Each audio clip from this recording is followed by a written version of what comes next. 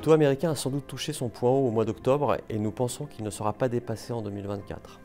Nous attendons cependant à un montant record d'émissions l'année prochaine, dans la mesure où le Trésor américain doit financer l'important déficit fédéral.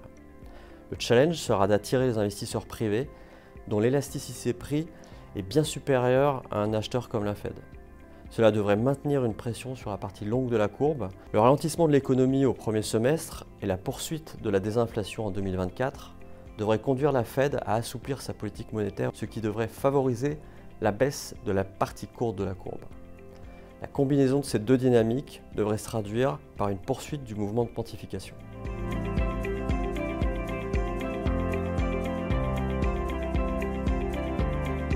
En 2024, le rendement des obligations allemandes à 10 ans ne devrait pas excéder le niveau de 3% atteint en octobre. Cependant, contrairement à ce que l'on attend aux États-Unis, le montant des émissions en zone euro devrait rester relativement stable l'année prochaine.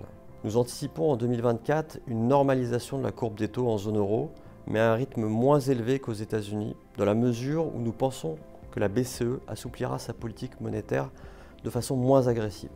L'Italie fait face à des difficultés budgétaires importantes et le PEPP est un instrument efficace, utilisé notamment en 2022 par la BCE pour limiter la volatilité du spread italien. S'agissant des swap spreads, nous pensons que la normalisation va se poursuivre, mais à un rythme moins élevé l'année prochaine. Enfin, les anticipations d'inflation en 2024 devraient rester ancrées en raison du mouvement de désinflation et des effets du resserrement monétaire.